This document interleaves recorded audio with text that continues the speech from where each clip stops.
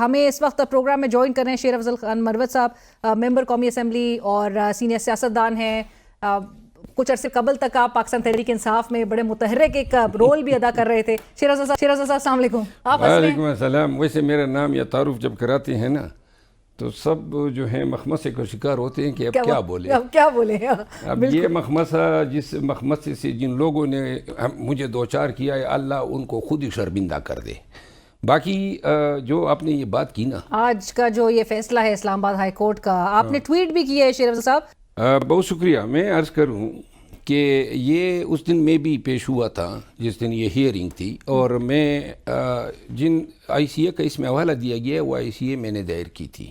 یہ ملاقاتیں خاندان کی، سیاسی عمائدین کی، وکلاء کی، اور اس کے لیے شیڈول میں نے لیا تھا، فوکل پرسن میں نے اپوائنٹ کرائے تھے. بہرحال ہوا یہ کہ بعد ازاں پھر ہمیں تکلیف پیش آنے لگی. جیل حکام کہتے تھے کہ جی یہ رول 265 پاکستان پریزن رول ہیں جس کے تحت وہاں سیاسی بات چیت نہیں ہو سکتی ہے. تو پھر میں نے ذاتی حیثیت میں اس قانون کو ہی چیلنج کیا اسلام آباد ہائی کورٹ میں. کیس ٹائٹل شیر افضل خان مروت ورسز فیڈریشن آف پاکستان. اچھا، اس پہ شنوائیاں ہوئی. فیڈرل گورنمنٹ، پنجاب گورنمنٹ اور اسلام آباد کی جو رسپونڈنٹس تھے انہوں نے اپنے وکلاء، اور پھر سردار اعجاز اسحاق خان صاحب کی عدالت نے اس رول 265 کو کالعدم قرار دیا.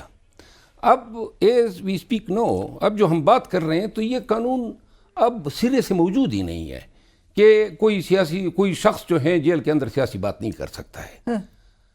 اب ان کو یا تو علم نہیں تھا، جیل حکام نے پھر بھی اس قانون کو کوٹ کیا جو اب اسٹیچیوٹ کا حصہ نہیں ہے. اب اگر ان کو چاہیے تھا نا کہ یہ ان کے نوٹس میں دیتے، عدالت کو اگر پتہ نہیں تھا کہ خود اسی اسلام آباد ہائی کورٹ نے اس رول 265 کو کالعدم قرار دیا ہوا ہے، اور اس فیصلے کے خلاف وفاقی حکومت نے اپیل بھی دائر کی ہے جو اسی اسلام آباد ہائی کورٹ میں زیر سماعت ہے. اور کسی کو کوئی علم لگ رہا ہے بظاہر کہ نہیں ہے.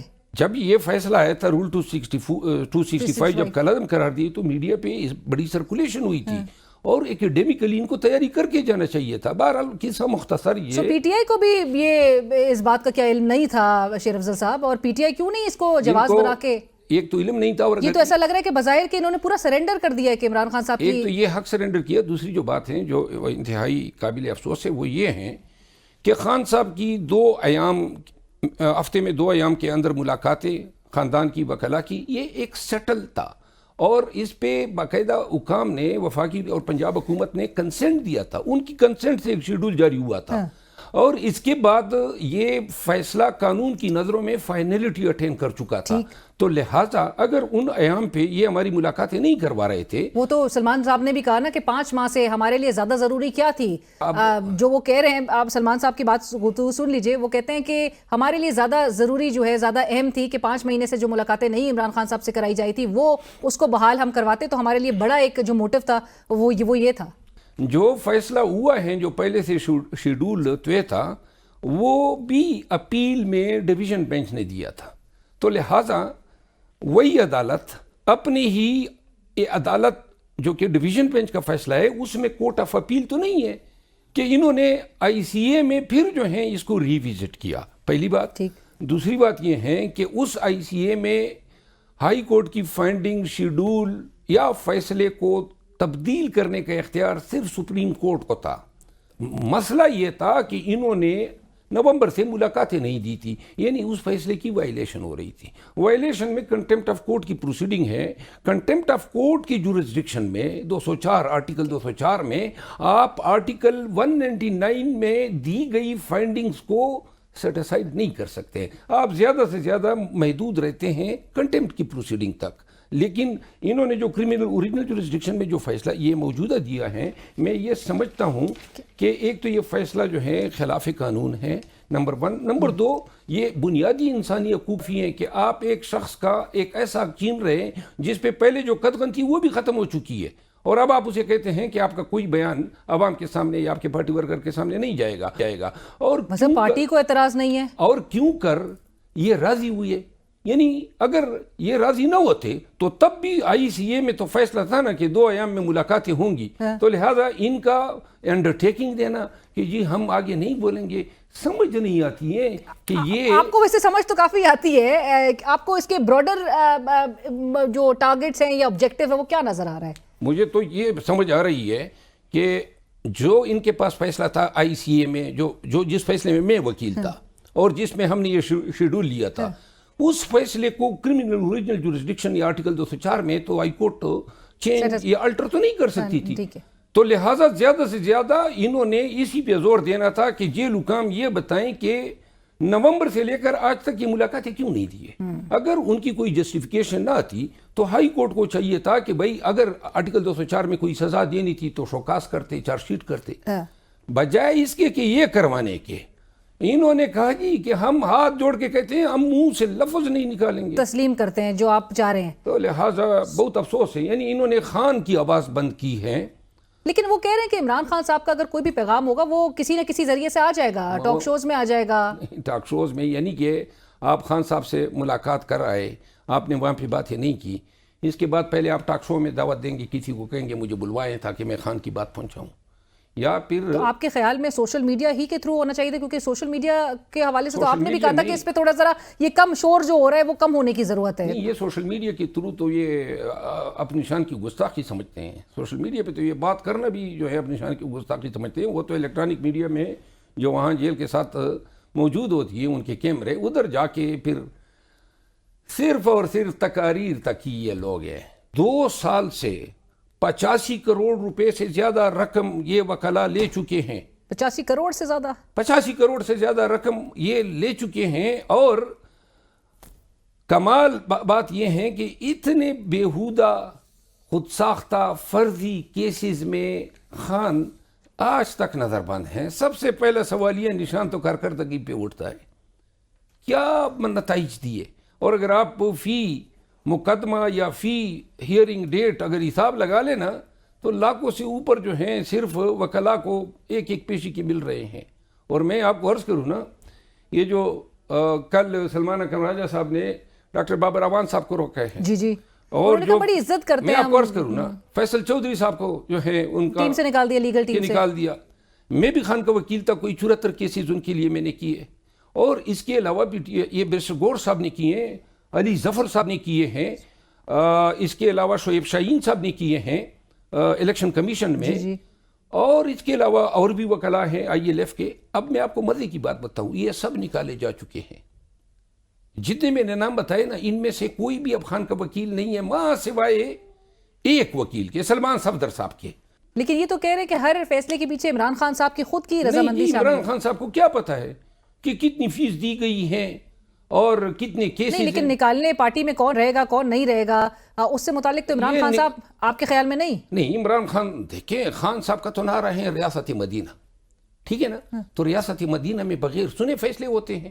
یہ فیصل چودھری کو سنا ہے خان نے یہ جی نکال دو. یہاں پہ گلا آپ بھی شکوہ کر رہے تھے عمران خان صاحب کی جو بہنیں ہیں ان کو بھی یہی شکوہ ہے کہ ملاقات نہیں کرنے دیا جا رہا ہے. تو ملاقات جب تک میں تھا تو کوئی بتا دے کہ ملاقاتوں میں. ایک دفعہ پنجاب حکومت نے رکاوٹ ڈالی, میں نے وہ حکمنامہ چیلنج کیا, ہفتے کے اندر اللہ کے فضل سے ہائی کورٹ نے سیٹ اسائیڈ کیا. اور جب سے دیکھیں یہ کیسز میں فری میں کرتا تھا, اب یہ فری کے کیسز اور نتائج دیتے تھے وہ قبول نہیں تھے. پیسوں پہ وکیل لگوانے ہیں تاکہ اس کو پیمنٹ ہو سکے, پیمنٹ ہو سکے. اور آپ کہہ رہے ہیں کہ اب تک 2 سال میں 85 کروڑ سے زیادہ. اب معاملہ اب جا رہا کدھر ہے آپ کے خیال میں؟ اس پارٹی کا مستقبل کیا نظر آ رہا ہے؟ عید کے بعد کا منظرنامہ آپ کو کیا نظر آ رہا ہے؟ پارٹی کا تو مستقبل مجھے درخشاں نظر آتا ہے کیونکہ لیڈر عمران خان ہیں. البتہ یہ جو لوگ آج کل پارٹی پہ قابض ہیں ان کا مستقبل جو ہے مجھے بڑا ہی تاریک نظر آتا ہے. جس انداز میں یہ پارٹیاں اس طرح نہیں چلتی ہے, فلاں کو نکالا, وجوہات کا پتہ نہیں ہے. فیصل چودھری کو کیوں نکالا آپ بتا سکتی ہیں؟ کوئی وجہ ہے؟ کسی کو علم ہے؟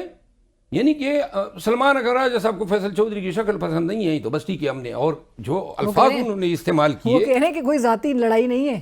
اچھا, وہ جو لڑائی ہے وہ ذاتی نہیں ہے. یعنی میرے ساتھ جو تھی میرا کیا قصور تھا کہ جناب دیکھیں آپ ان کی پوزیشن پہ آبجیکشن کر رہے تھے. آنے والے وقت میں اور لوگ بھی ان کے ہاتھوں رسوا اور ذلیل ہوں گے.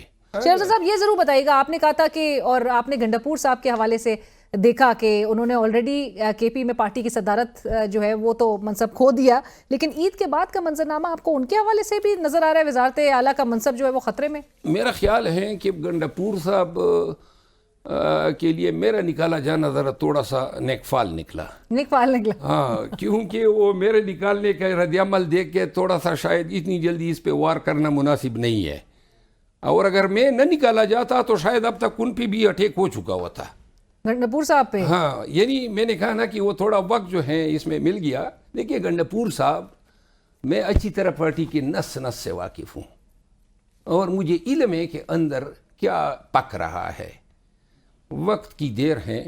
علی امین خان گنڈاپور جو ہے, اگر پی ٹی آئی کی ضرورت نہ ہوتا یا موجودہ وقت میں خان اور بش بی بی کی ضرورت نہ ہوتا تو علی امین بھی استعمال ہونے کے بعد ٹیشو پیپر کی طرح پھینکا جا چکا ہوتا. اور جب تک یہ ضرورت رہے گی علی امین خان اس نشست پہ براجمان رہے گا.